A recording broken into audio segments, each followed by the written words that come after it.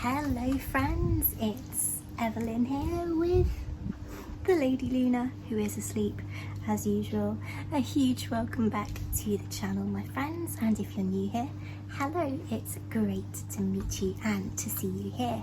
Please, my wonderful friends, old and new, if you haven't done so, please hit that all important subscribe button, because believe it or not, 85% of my viewers haven't subscribed.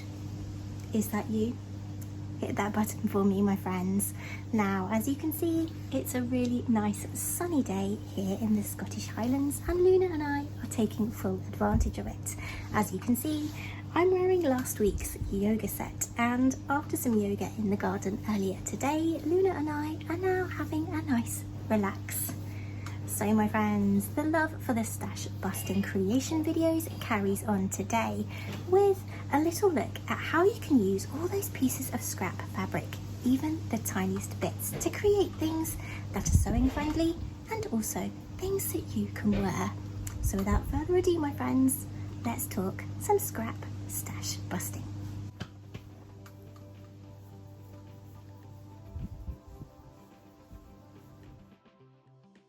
So friends, let's start with the tiniest pieces of fabric that you're left with after creating, like these ones that I have here. And I have an entire bin and a bag full of them. Do you ever think after a project, just what am I going to do with these pieces? Well friends, do not throw them away, because I have the answer. Create your own tailor's ham and sleeve press, tools that are indispensable when it comes to ironing and pressing your projects. And believe me, my friends, pressing really does make such a huge difference, so please do not skip it. And yes, you've guessed it, I've got a tutorial right here on the channel showing you just how to create your own filled with those scrap pieces. There's a card above to that tailor's ham and sleeve press tutorial, friends, and a link in the description box too.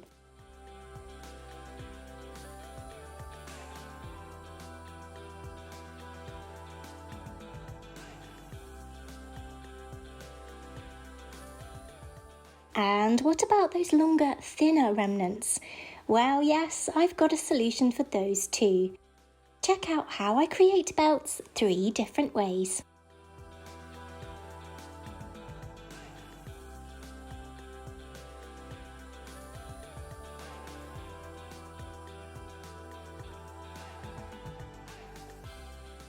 And for bigger remnants, why not try creating turbans just like these? Yes, friends, right here on the channel too. You know the drill.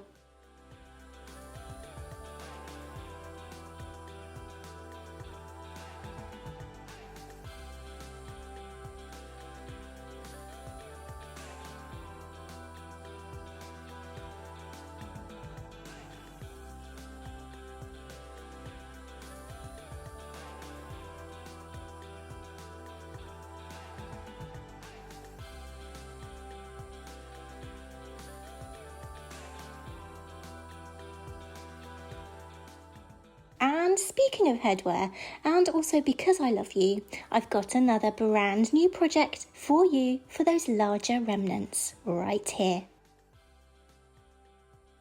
When rummaging through the stash the past few weeks, I found this. A remnant of gorgeous tulip print silk satin, which you might recognise as the leftover fabric from the lining of my Charm Patterns princess coat. And when I got my hands on it, I knew it had to become something that I've needed for quite some time.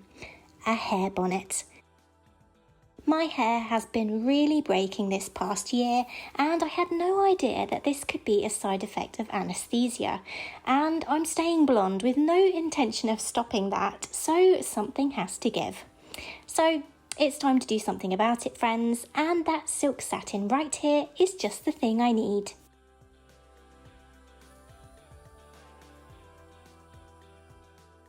To begin, you'll need a square of your satin or silk, which measures 22 by 22 inches.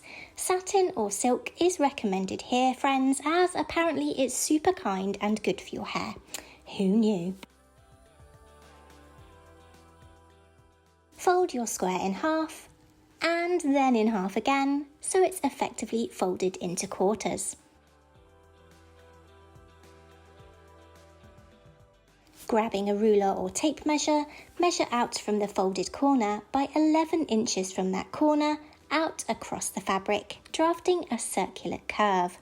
Now this bonnet is drafted using an average head circumference measurement, my friends, and it does have a fair amount of adjustment due to the design, so it should fit most bonces. Once you've drawn your circular curve, cut it out through all the layers of fabric, being careful that the fabric doesn't slip to reveal a circle. See what we did here? More circle magic. Using this first circle as a template, cut out another one exactly the same. For the tie that goes around our bonnet, cut a piece of your fabric that is 6 inches wide and as long as you can get from your remnant. I would say make it at least 70 inches long, but cut it as long as you want if you want a big bow. Fold this tie in half lengthways to find the centre, snipping a notch into the top and bottom of the tie at this centre point.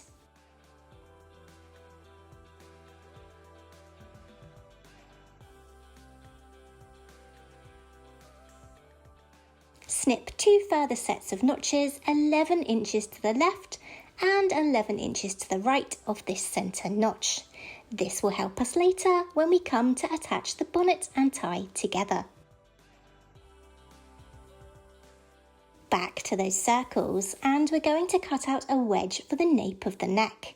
Not only will this make the bonnet comfier to wear at the back of your neck, it will also make it more flexible to fit your head perfectly when tied.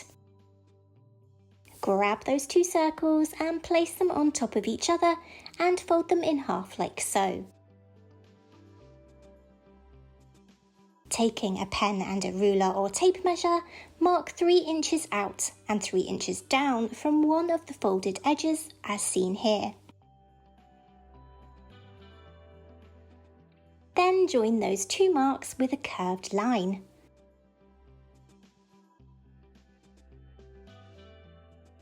Cut out this wedge to reveal pieces that look like this.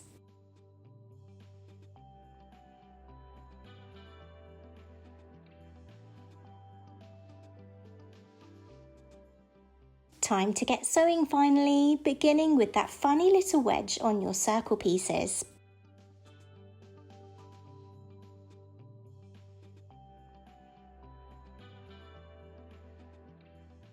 Clip and trim this seam allowance before turning the piece so that the right sides are facing out.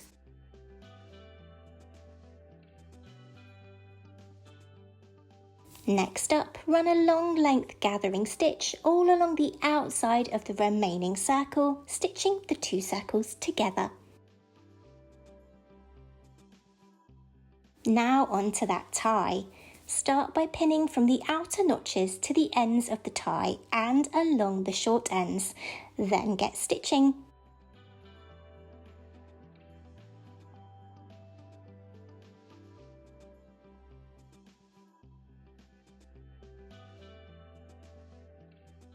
Trim your seam allowances and clip the outside notches to just before your stitching. Grab your circle piece and pull on those bobbin threads to gather up the cap of the bonnet. Use a measuring tape, my friends, to ensure that the edge of the piece when gathered measures 22 inches in order for it to fit in the centre portion of the tie. Then pin the bonnet to one open edge of the tie only, making sure that the other open edge stays out of the way of your stitching.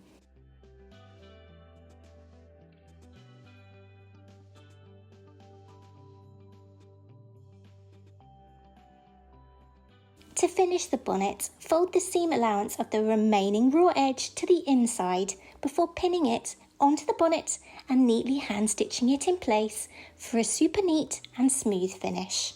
I find, friends, that I can be fussy about stitching right next to my skin, so anything that I can do to make a garment clean finished inside is a real must.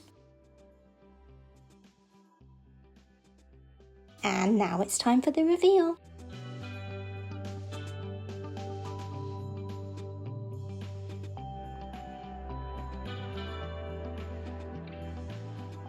Wow, what a successful remnant busting video this week, my friends, including this brand new project. And yes, I'm proud to say that this bonnet is now tried and tested, and I'm completely sold. Having only used it for a few nights so far, I'm already seeing a difference to my hair. And with it finally getting warmer here in the Highlands, wearing this bonnet is also helping me to stay cooler at night. What a bonus. But my friends, until next week, when I'm hoping to be taking advantage of this incoming summer weather, I hope I'm creating some more sunny makes. You take care, friends, and I'll see you next week. Bye.